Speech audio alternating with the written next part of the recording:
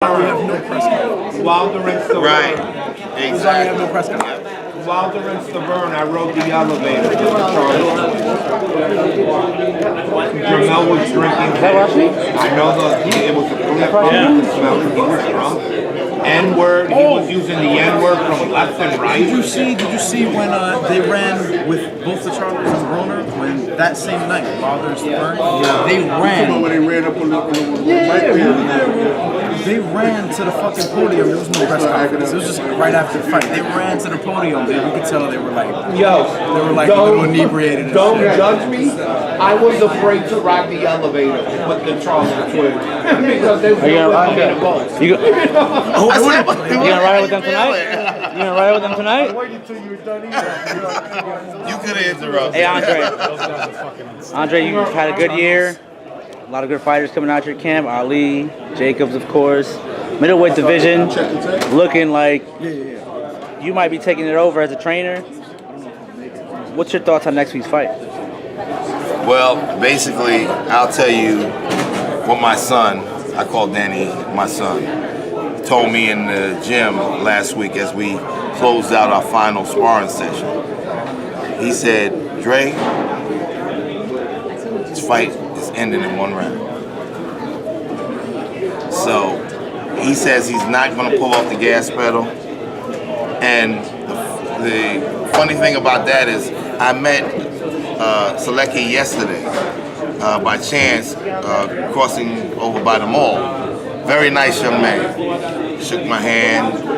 Hello, coach. Almost made me feel bad for the impending doom that he has that will come upon him on April 28th. But we keep it business and we are professionals. And it's going to be an exciting bout for as long as it lasts. Now, what do you think's next? I mean, he's favored highly, Danny. What do you want from him to do after this? Like, I know you're not gonna look far. You know, you never do. Right. But there's a lot of fights out there that are waiting for you. There's a lot of work for Danny.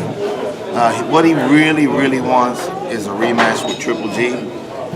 He wants to avenge that loss, and I think if we can make it happen, it will happen. But that's what he would like. And I'll just prepare him to make sure he's ready to be the best Danny Jacobs that he can be. Now, there was a lot of talk about your other fighter, Sergiy Derevyanchenko, last 2 weeks. Triple G's mandatory. I mean, Chris Mannix sent out a tweet that, Triple G's ducking him and everyone went into a hoopla. What are your thoughts on Triple G and Derevyanchenko not happening now, but maybe later in the fight in general? Well, I'll give you two scenarios.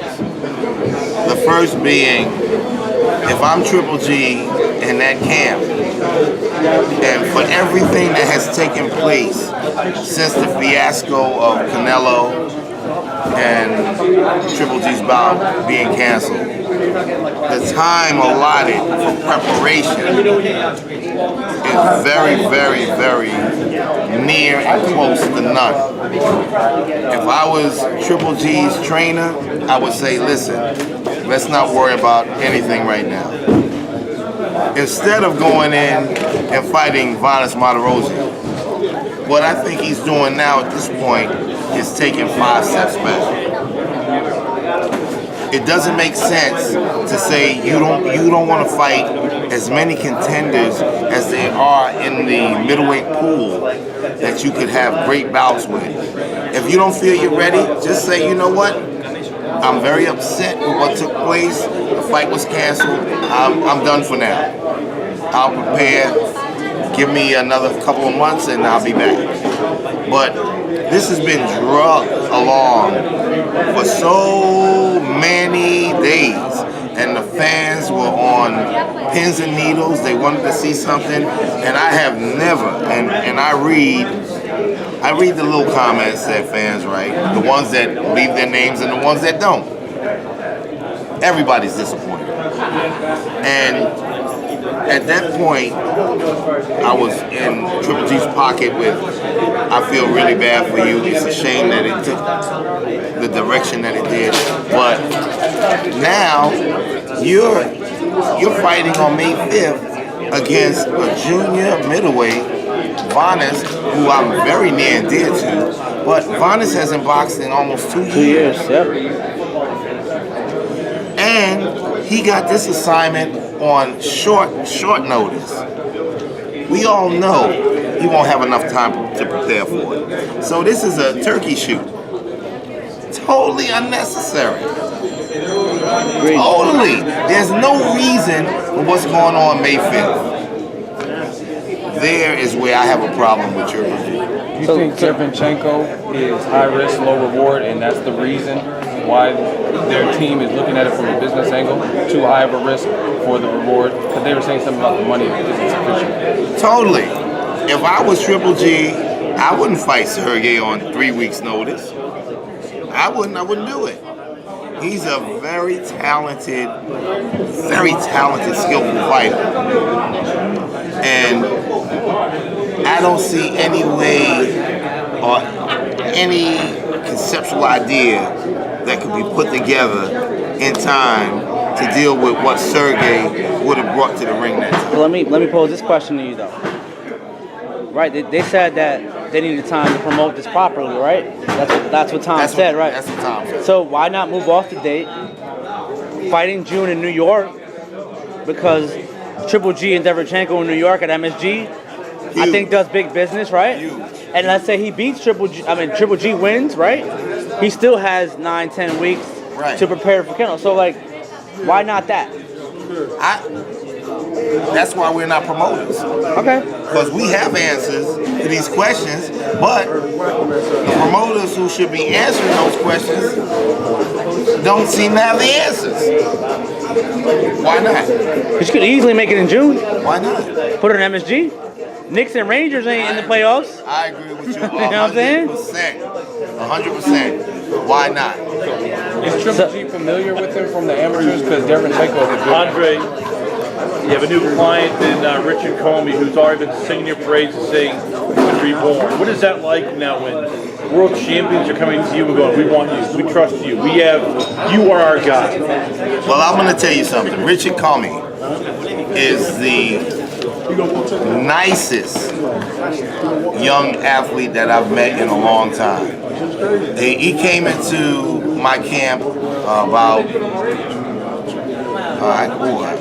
6 months ago, and he began to absorb our teachings and our technicals, and it showed in the last fight. He's just going to get better and better, and he's a mandatory for Robert Easter. And I don't think Robert Easter wants to see any of Richard Comey at this point in time, because Richard Comey is going to be the IBF lightweight champion of the world if Robert and Richard get in the ring the next time they fight. So before I let you go, obviously, you know, Derevyanchenko, Jacobs, that's your two main guys. Saddam Ali's got a big fight. No one's talking about it, but we should be. Right, they should be. He's got Liam Beefy Smith up. Right. You know, he took the title from Cotto. Right. He's still a player at 154. And that's a big fight. Guy coming over here from England, fighting your guy, who everyone thinks has improved since he's moved up in weight. Right. So talk to us about that fight, and where do you see Saddam Ali at 154? Well, I'll start at the beginning when we were first told that the opportunity to fight Miguel Cotto was on the table. I actually told Saddam's father, David, who affectionately is my brother from another mother, that I didn't want to fight. I said, no, we're not fighting him. He said, Andre, Saddam can beat him.